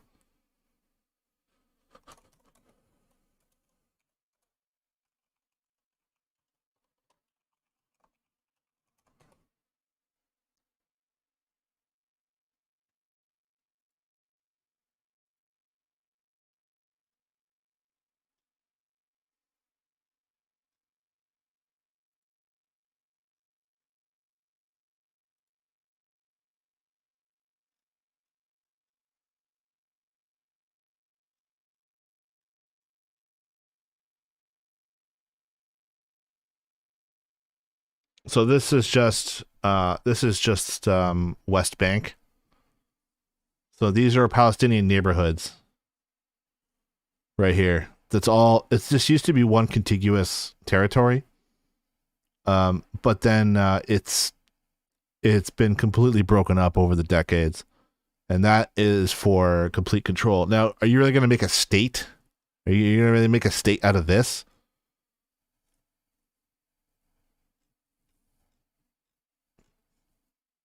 Out of an incredibly fragmented and fractured territory? Come on, bro. when there has been one massive aggressor that's occupying this whole area that just brutalizes and beats and tortures everybody with brown skin?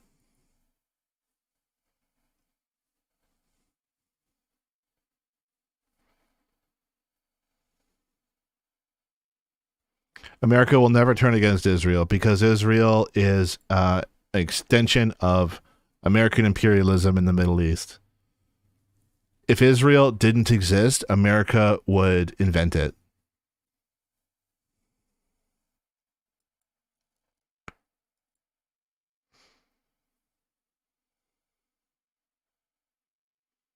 Occupiers don't get to decide to vote to continue keeping stolen land. True. It's like asking thieves to decide if they want to keep their stolen goods.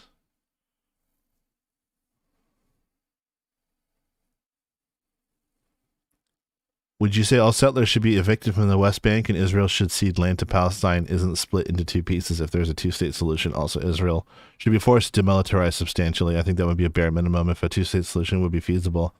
Yeah, their nukes should be confiscated. That's for damn sure. At minimum.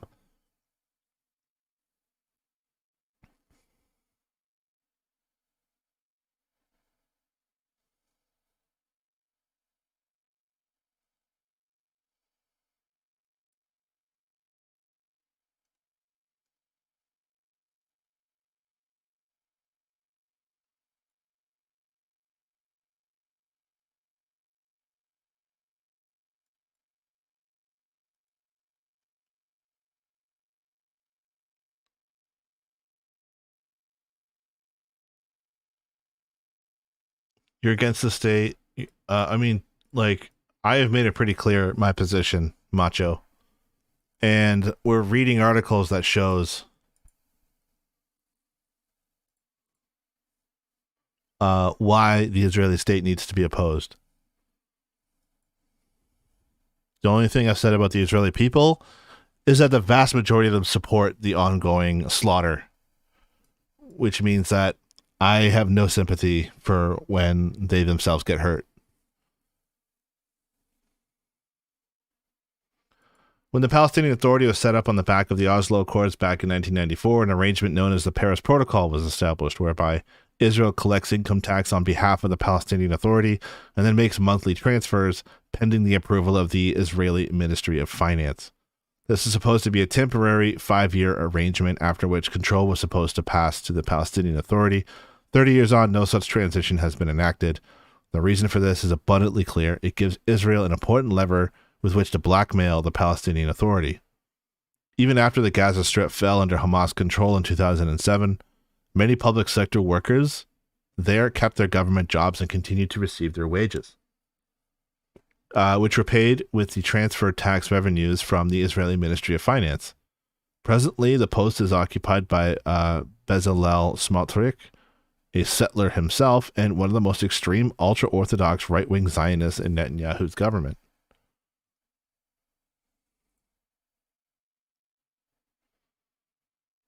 People will support their own state, especially because some people are against their people. Also, Israeli government certainly throws a lot of propaganda in media. Alienate the people. The same is probably happening in Palestine. The damned Israel. I mean, we can see what's happening in Palestine. The damned Israelis are firing on people trying to get flour.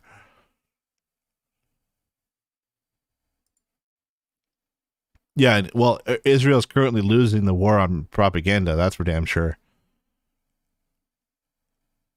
People will support their own state. Do you think people from who have sixth generation American from Rhode Island has any cultural ties to Israel other than the fact that they're Jewish? Like, do you think that's right?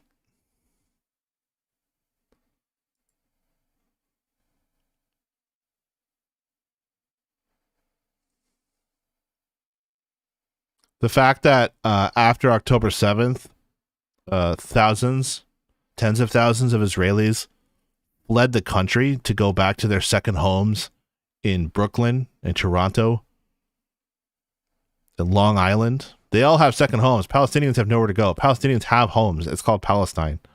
And they've all been kicked out.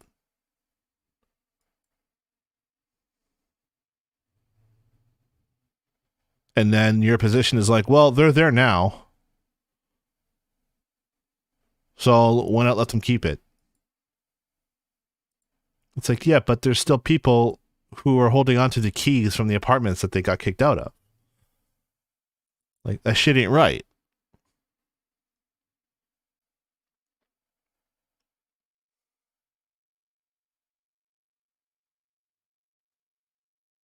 In November, shortly after the 7th of October Hamas attack on southern Israel, the Netanyahu government decided to hold back payments, a total of $275 million, including sums collected before the attack that were destined for public employees in the Gaza Strip, arguing that these funds could end up in the hands of Hamas.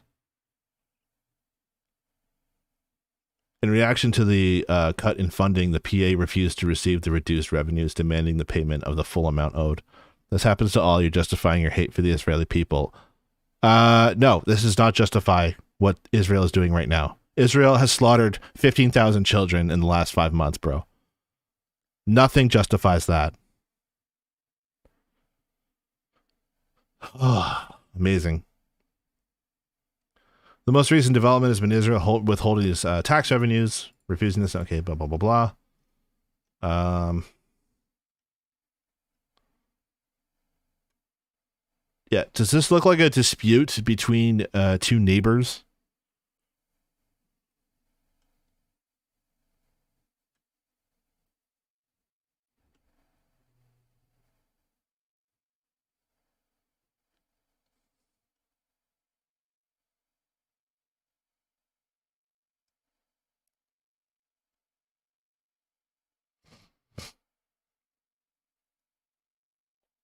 About 500,000 people are facing the prospect of extreme food shortages. Children in particular are most vulnerable, especially in very early years when a prolonged period of malnutrition can impair physical and mental development.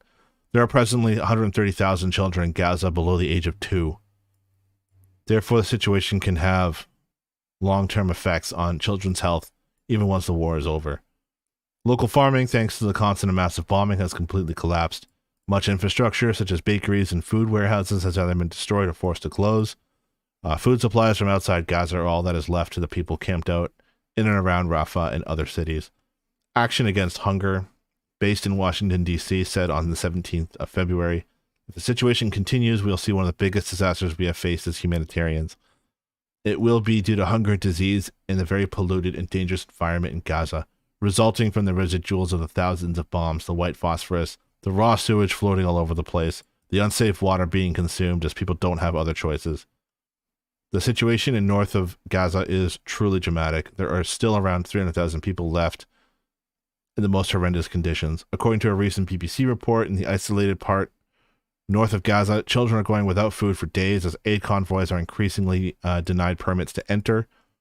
People are now starving. In these conditions of almost all complete collapse of basic infrastructure, combined with massively reduced aid, infectious diseases are spreading at alarming rates. Diarrhea has affected over 100,000 people since October, half of these being children below the age of 5, a 25-fold increase on previous levels. Tens of thousands of respiratory infections are being reported. Hepatitis is on the increase, and numerous other conditions are rising. The Global Nutrition Cluster, a partner of UNICEF, has warned that an explosion in child mortality is imminent.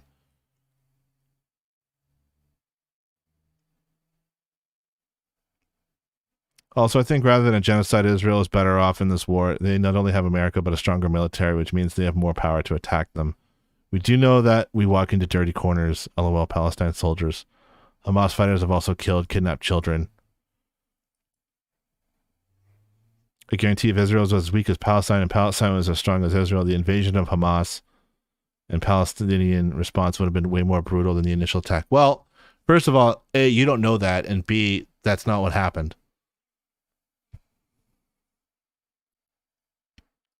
Now you're just making shit up.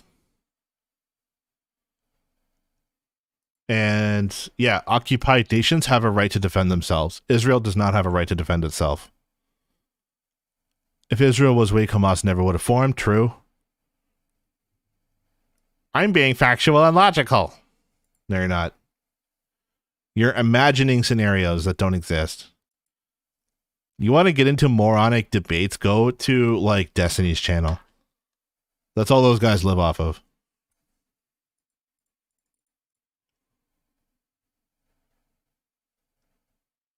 Yeah, also Israel created Hamas. Click on this link. Well, they facilitated the growth of Hamas.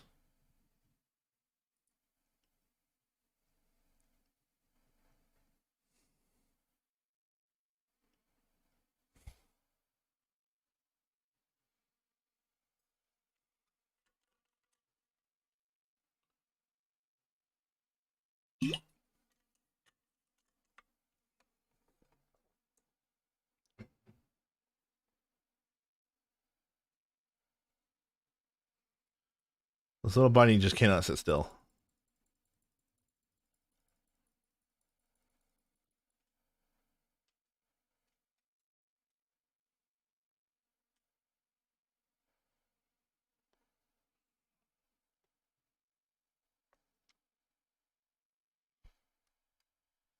Huh? I'm spreading conspiracy theory? Hamas is fighting on Palestinian side and by this point is in partnership with Palestine government. Hamas is the elected leadership of Gaza. I don't know if this is news to you.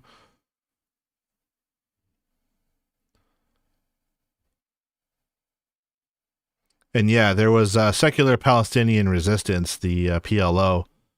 They were more like socialist in their organizing, and they posed a genuine threat because they were building bridges, not just uniting Palestinian people, but they were also reaching across the aisle, and they started appealing and reaching to Israeli people as well, thinking like, hey, let's work together. Let's throw off the shackles of racism. And obviously the Israeli government couldn't have that.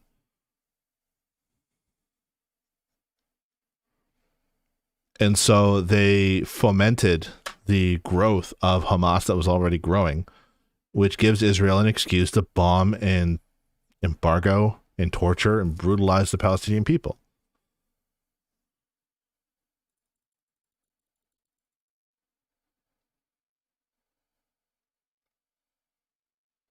But then according to you, I made that up because I'm racist. Right?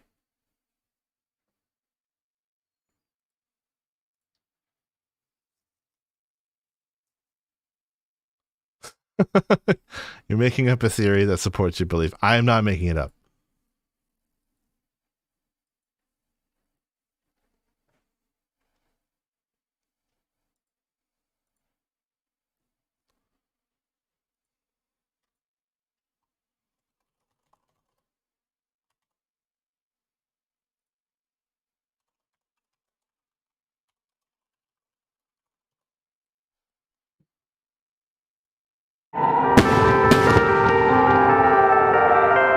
The Palestinian militant group Hamas has carried out brutal acts of terror against Israeli civilians, and Israeli and American leaders are always keen to tell us how dangerous and evil Hamas is. The inhumanity of Hamas. I have no sympathy for Hamas. That keep shelling Israel with thousands of rockets and mortar shells. But what if I told you that Israel helped create Hamas?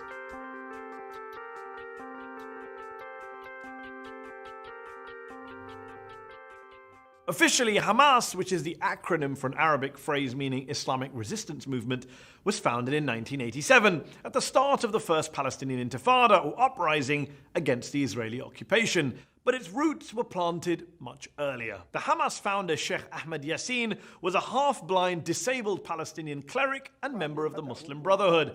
The Brotherhood had been repressed by the Egyptians in Gaza prior to 1967, but once the Israelis invaded and occupied the Strip, they didn't just turn a blind eye to these Islamists, they encouraged them. See, the Israelis, especially right-wing Israelis, wanted to undermine the power of the dominant Palestinian political force at that time, the nationalist PLO, at the heart of which was the secular Fatah party of Yasser Arafat, their bête noire.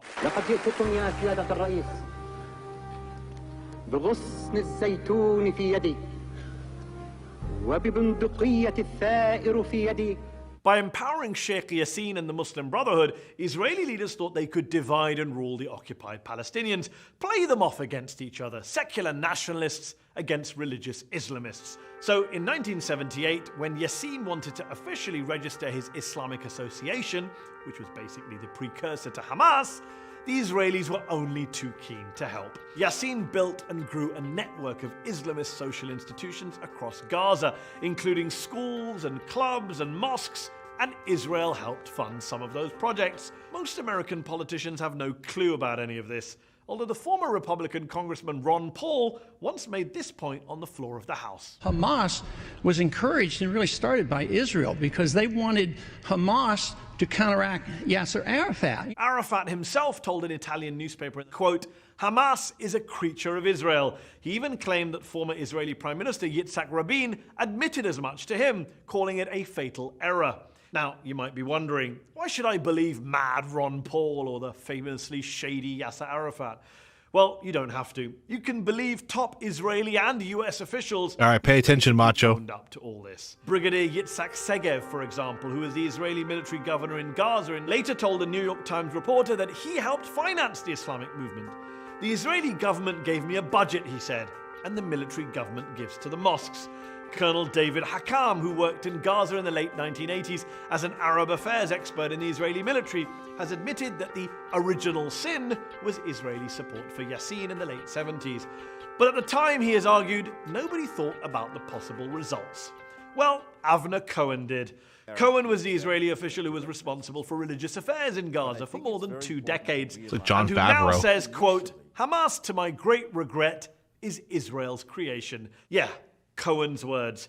He actually wrote an official report to his superiors in the mid-1980s, warning them not to play divide and rule in the occupied territories and calling on Israel to, quote, "break up this monster before this reality jumps in our face." But no one else on the Israeli side really took the possibility of blowback seriously at that time. They never do they? Hamas has since killed far more Israeli civilians than any secular Palestinian militant group, and its leaders have been pretty viciously anti-Israeli and even anti-Semitic in their rhetoric. لن نعترف بإسرائيل. لا مكان لكم بيننا ولا مستقبل لكم بين الأمم. إنكم إلى زوال. Sheikh Yassin would eventually be assassinated by an Israeli airstrike in Gaza. Sheikh Yassin and its organization, the Hamas, are responsible to the killings of more than 400 Israelis. So the question shouldn't be why now. I think it should be why not before. Why not before? Well, because before, Israel was actually nudging and winking at Yassin and co., building them up as a rival to Arafat's Fatah.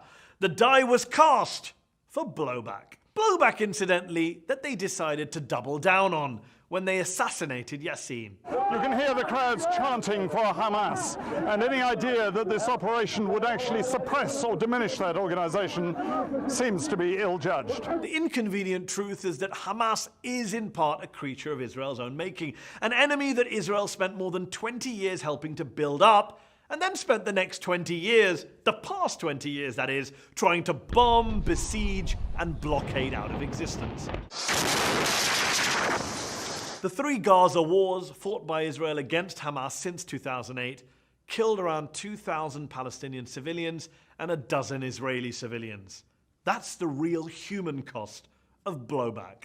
David Long, a former Middle East expert at the US State Department under Ronald Reagan, told journalist Robert Dreyfus, "I thought the Israelis were playing with fire. I didn't realize they'd end up creating a monster. But I don't think you ought to mess around with potential fanatics. It's a lesson both the Israelis and the Americans never seem to learn, though. And as usual, innocent people, in this case Palestinians and Israelis, continue to lose their lives as a result."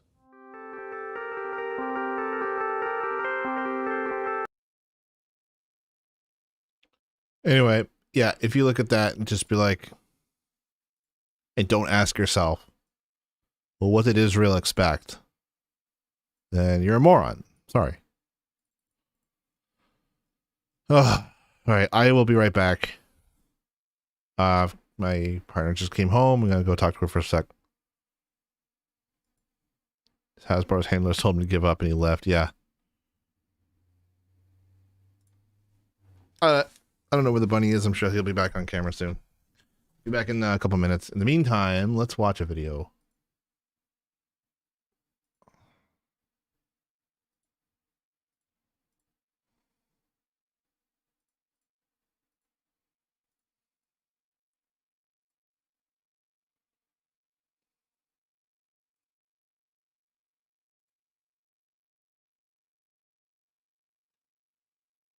when he ran out for smokes.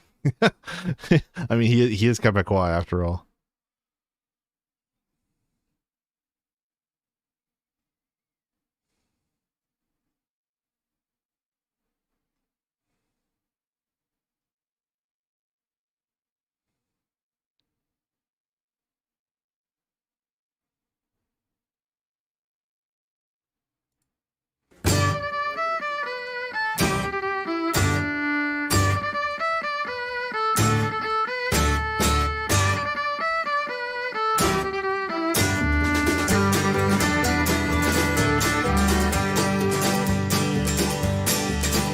Well, my mother never told me what was right or what was wrong. Never taught me to play guitar, never taught me to write songs. One thing that she taught me I'll remember for all time. That's that you should never walk across a picket line. Oh, I would never walk across a picket line. Solidarity forever don't mean just sometimes. Long live the Union, cross my heart and hope to die. If I should ever walk across a picket line. She took me to the factory where the workers were on strike. The company had called in scab to break the union's might. Mom went to the front and she addressed those greedy swine. Said, I dare any of you men to walk across this picket line. Oh, I would never walk across a picket line. Solidarity forever don't mean just sometimes. Long live the Union, cross my heart and hope to die. If I should ever walk across a picket line. One of them came forward and he had something to say. No woman will stand between me and one day's pay. I don't care about the others, I am taking what is mine. That he tried to walk across our union's picket line. Oh, I would never walk across a picket line. Solidarity forever don't mean just sometimes. Long live the Union, cross my heart and hope to die. If I should ever walk across a picket line. Mom called him a dirty scab and gave him 2 pieces of her mind. She picked up and she threw every rock that she could find.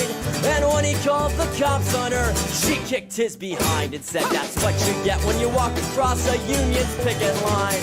Oh, I would never walk across a picket line. Solidarity forever don't mean just sometimes. Long live the Union, cross my heart and hope to die. If I should ever walk across a picket line. Fiddle! Sorry, folks, we're going to call it here. And I might be back on later tonight. We'll see.